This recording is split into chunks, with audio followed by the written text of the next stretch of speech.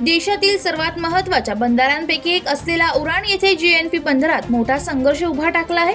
Container loading आणि अनलोडिंगसाठी आकारल्या जाणाऱ्या अवाजवी शुल्काविरोधात ट्रेलर वाहतूकदार आणि कंटेनर ऑपरेटर संघटना आक्रमक झाली असून 28 तारखेपासून काम बंद आंदोलनाचा इशारा देण्यात आला आहे। दररोज 10 ते 12 हजार कंटेनरची हालचाल होणाऱ्या जेएनपी मध्ये एका कंटेनरच्या लोडिंगसाठी सुमारे 1,500 रुपये तर रिकामे कंटेनर यार्डमध्ये ठेवण्यासाठी तब्बल 5 ते 9,000 रुपये आकारले जात असल्याचा आरोप आहे। या प्रक्रियेमुळे एका कंटेनर मागे जवळपास 10,000 रुपयांचा अतिरिक्त भूदंड वाहतूकदारांवर पडत आहे। शिपिंग कंपन्यांनी हा खर्च उचलणे अपेक्षित असताना तो ट्रान्सपोर्टच्या माथी मारला जात असल्याचा आरोप संघटनांनी केला आहे। सरकारने यावर तातडीने तोडगा न काढल्यास कंटेनर लोडिंग अनलोडिंग पूर्णपणे बंद करण्याचा इशारा देण्यात आला असून त्यामुळे आयात निर्यात व्यवहार ठप्प होण्याची शक्यता निर्माण झाली आहे। सर, तुम्ही 28 तारखेपासून बंद करणार आहात, काय कारण आहे याच्यामागचं?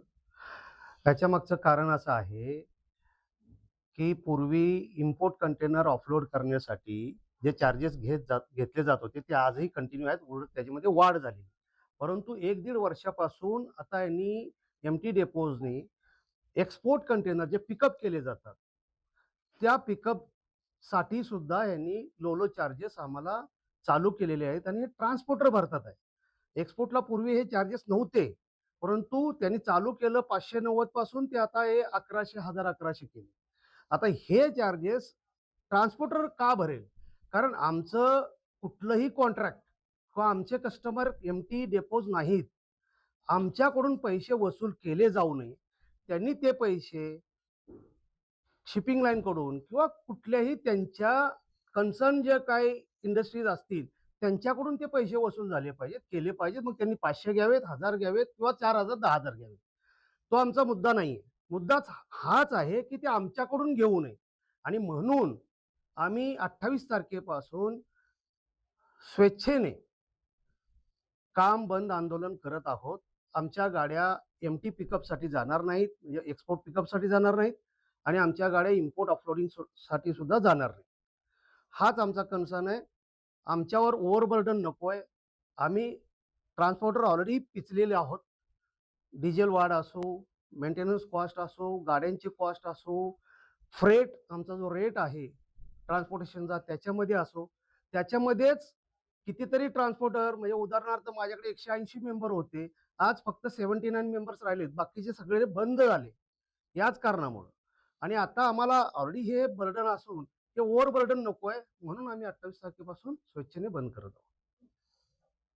आहोत। क्या तकलीफ सहनी पड़ रही है आपको? देखिए, हम ट्रांसपोर्टर को बहुत तकलीफ सहना पड़ रहा है और हम ट्रांसपोर्टर से ज़्यादा हमारे ड्राइवरों को सहना पड़ रहा है। आज जो वहाँ पे कंटेनर यार्ड्स में जो एम्प्टी खाली करने के लिए जो चार्जेस हैं वो बहुत ज़्यादा हैं और उसको हमको ज़्यादा की बात अलग है, वो ना हमारे ट्रांसपोर्टर को कुछ लेना देना नहीं है, हमारे ड्राइवर्स को कुछ लेना देना नहीं है, उससे भी ज़बरदस्ती हमको भराया जा रहा है। जबकि इनका लेना देना काम वो शिपिंग लाइन का है, सीएफएस का है, वो अपना पोर्ट का है। हमारे ट्रांसपोर्टर का कुछ उसमें लेना देना नहीं है। फर्स्ट ऑफ ऑल, दूसरी बात, यहाँ से हम लोग को इतना पैसा लेने के बाद एक जानवरों की तरह ट्रीटमेंट जो है हमारे ड्राइवर के साथ में यार्ड में होता है। 8-8 घंटा 10-10 घंटा खाली खाली करने के लिए हमको लगता है, ड्राइवर्स को लगता है। टर्न आउट टाइम हमारा वहाँ पे नुकसान होता है।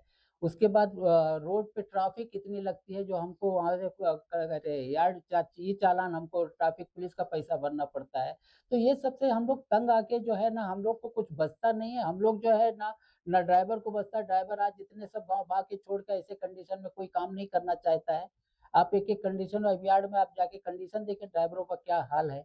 वहाँ पे आप देखेंगे तो आपको लगेगा कि वाक़ई में हमको ये काम नहीं करना चाहिए। हमको जो है ना ड्राइवर किस हालत में काम करना करेंगे।